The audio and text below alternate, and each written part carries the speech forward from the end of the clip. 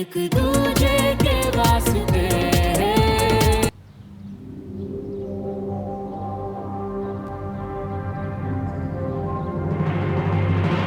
जो भी पूछूं सच सच बताना, कुछ छुपाना नहीं, कुछ घुमाना नहीं, वरना अंदर जाके सबको बता दूंगी मिस्टर एंड मिसेस डमरू के बारे में। बहुत मुश्किल हो जाएगी फिर तो, ऐसा मत करिएगा जी। हमारी तो जिंदगी सेटल नहीं हो पा रही है और आप शिकायत कर देंगी तो हमारी नौकरी भी जाएगी। और आप तो सवाल पूछो जी, हम बताएंगे। डमरू भैया, झुमरी दीदी यही है आपके साथ, आप चिंता मत कीजिए। मुझे बस ये बताइए कि इन 7 सालों में क्या क्या हुआ। मुझे तो पहले ही भेज दिया था, लेकिन सुमन, उसने क्या किया?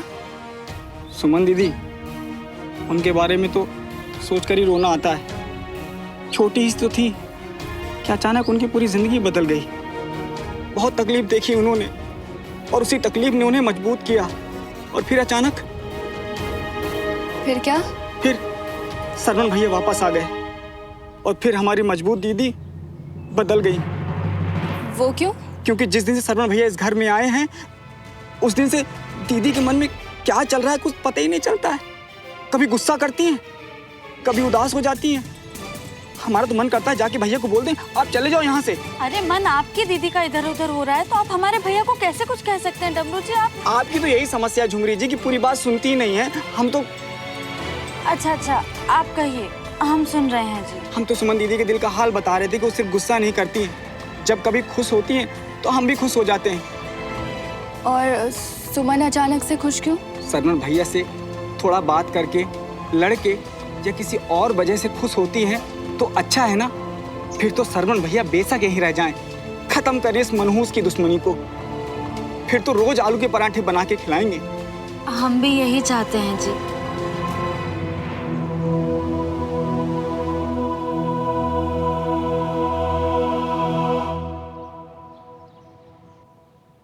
मम्मा, रमन भैया ऐसे ही चले गए, अभी तक आए भी नहीं। मैं और कितना वेट करूं, कब तक आएंगे वो? हाँ बेटा वीर, मैं भी यही सोच रही हूँ कि पता नहीं श्रवण कब वापस आने वाला है। किसी को कुछ पता है यहाँ? मम्मी, हम कौन से उसके खास लोग या फैमिली है? क्यों पता होगा हमें? और एक पीजी के बारे में आप इतनी पूछताछ क्यों कर रहे हो? अरे ये पीजी क्या होता है भाई? श्रवण हमारे साथ हमारे घर में रहता है, तो इतना तो हमें पता होना चाहिए ना कि वो कहाँ गया और कब वापस आएगा। तो वीर कितना याद कर रहा है उसे। वीर, फटाफट अपना नाश्ता खत्म करो। धीरे धीरे खा रहे हो कि? मैं नहीं खाऊंगा, ना ब्रेकफास्ट, ना लंच, ना डिनर।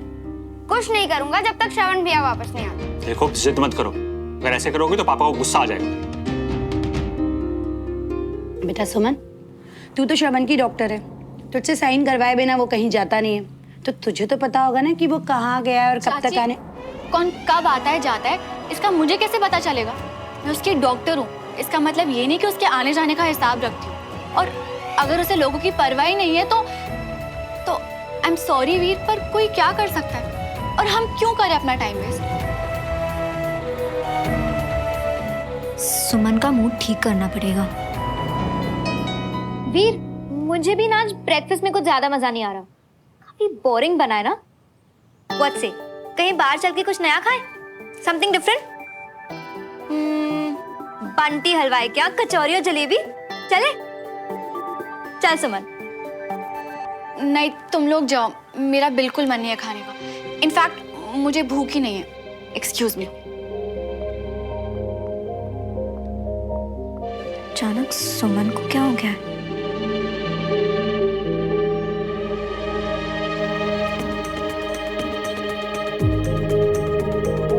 जिन चीजों से मुझे कोई फर्क ही नहीं पड़ना चाहिए, वो चीजें मुझे इतना अफेक्ट क्यों कर रही हैं?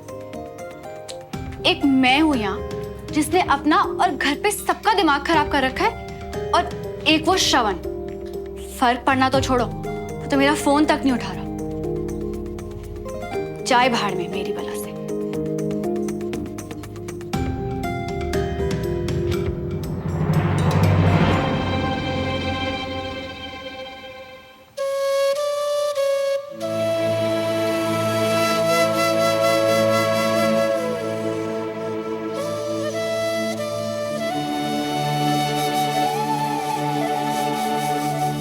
ये तुम्हारे खराब मूड को यूं उड़ा देगा।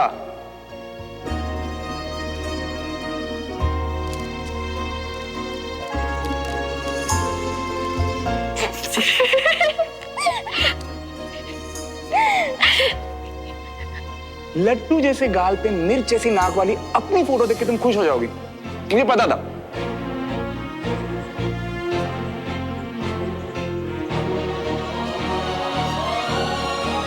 वादा किया है ये मैंने खुद से भी, आए ना होठों पे तेरा नाम। खुद को जला दिया, खुद को मिटा दिया, श्रवण भैया, कर दिया खुद को हमने फना। एक दूजे के वास्ते, एक दूजे के वास्ते, एक दूजे के वास्ते, एक दूजे के वास्ते।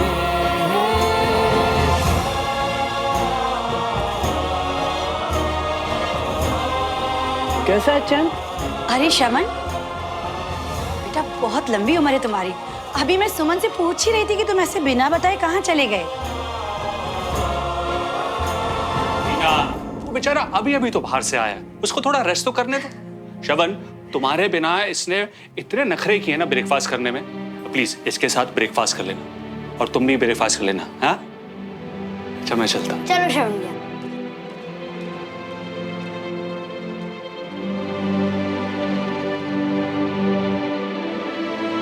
श्रवण के लिए एक कप कॉफी बना के ले आओ।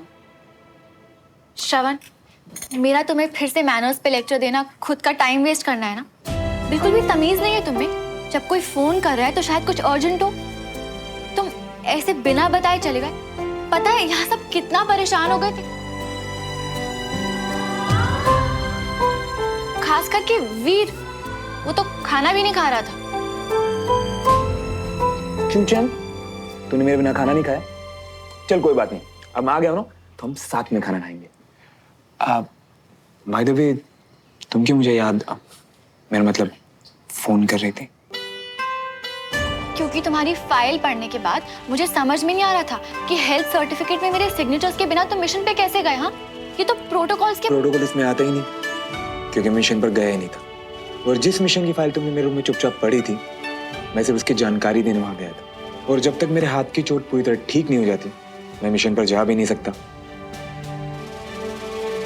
ये प्रोटोकॉल तो तुम भी बहुत अच्छे से जानती हो, तो फिर कुछ नहीं। मतलब बस चिल्लाना था मुझको।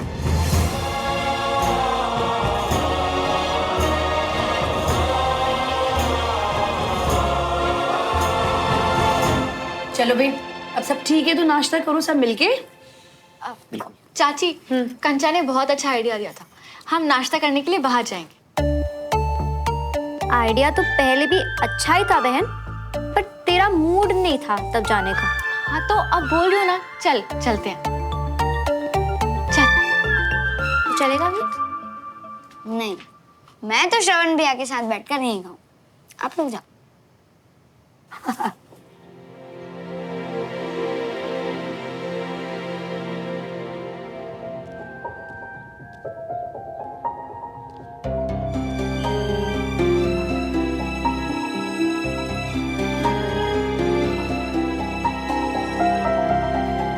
श्रवण, ये नहीं नहीं नहीं, वो तुम्हारा टॉवल नहीं है, मैंने उसका डस्टर बना के फेंक दिया था। ये मैंने नया लिया, ठीक है? तुम्हें कैसे पता कि मैं उसी तौलिए के बारे में बात कर रही थी? ये सुमन का। सुमन, अरे यार ये क्या? कुछ काम होगा, रुक। हाँ बोलो, क्या प्रॉब्लम है? प्रॉब्लम ये है, एक्चुअली क्या है ना, इस बाल के पैर नहीं दिखाई दे रहे मुझे, तो ये खुद तो चल के आया नहीं होगा, तो कैसे आया मेरे रूम में? मुझे क्यों देख रहे हो? मुझे क्या पता। कमाल है, अपना खुद का बाल नहीं पहचान पा रही तुम। Excuse me, what do you mean by मेरा बाल? इस पे नाम लिखा है मेरा, काला लंबा स्ट्रेट।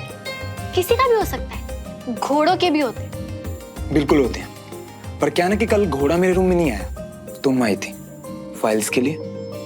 हाँ, पर हमने हमेशा सोफी को तुम्हारे रूम में सिर टिका के कभी बैठे कभी लेटे देखा है, तो होगा उसी का ही बाल। ये बाल सुमन का है। अच्छा, बाल ने तुम्हें बताया होगा कि बाल की खाल निकाल रहे हो? तुम्हें कैसे पता?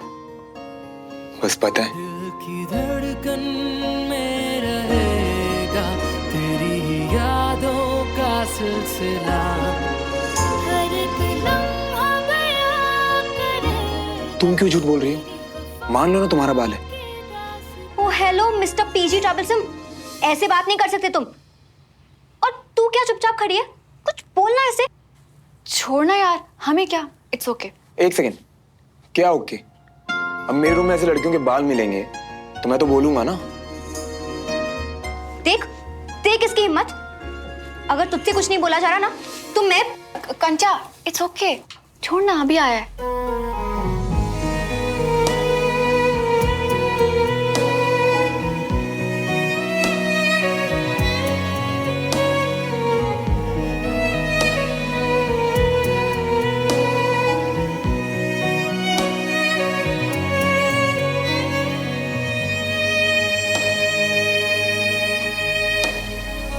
पुरानी वाली सुमन अगर अपने बारे में इतनी गलत बातें सुनती ना तो ना सिर्फ फौरन बोलती पर अच्छा खासा सुना देती उसे।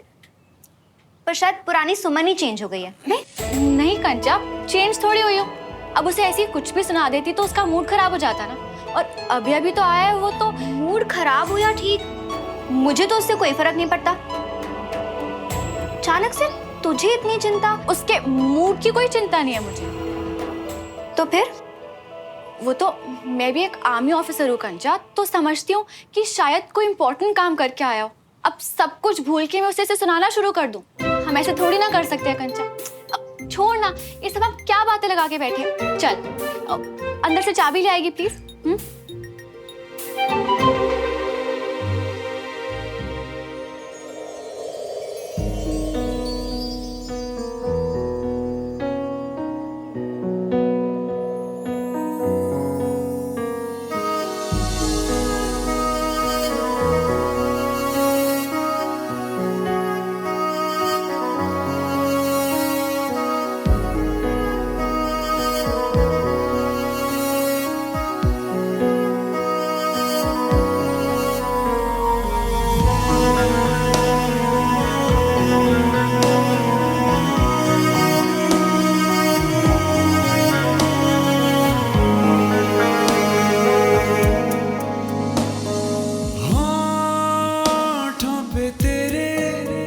शिकवों का शोर है पर ये निगाहें कहती कुछ और हैं। ओ जो है मिले लम्हे कहीं छूट न जाए हाथ से, मिल जाने दे दिल जो बने एक दूजे के वास्ते।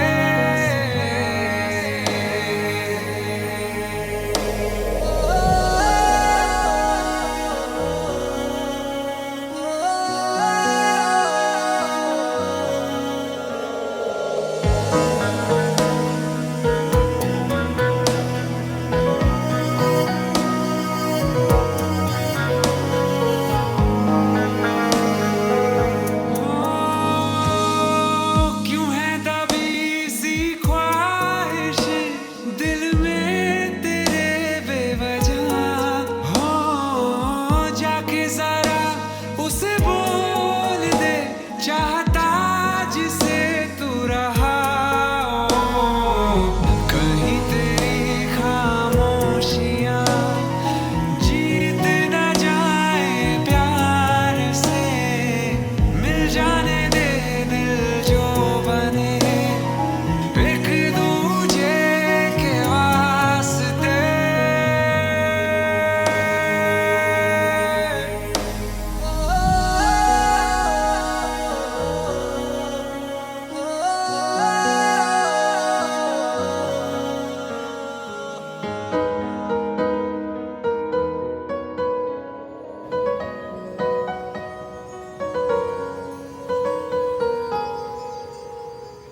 ये फीलिंग्स जो श्रवण के लिए थी पहले, वो कभी गई ही नहीं या फिर लौट आई हैं, क्योंकि इस पल में मैं फिर वही सब महसूस कर रही हूँ और डर लग रहा है कि वो अब शायद वैसा फील नहीं करता। क्या हो गया है मुझे? मैं जानता हूँ सुमन कि मैं जिनसे भागता रहा, वो फीलिंग्स तुम्हारे लिए आज भी मेरे दिल में है, मेरी खुशी की वजह है। पर मैं ये भी जानता हूँ कि मेरे लिए ये फीलिंग्स तुम्हारे दिल में नहीं है, और इस बात का मैं कुछ कर ही नहीं सकता।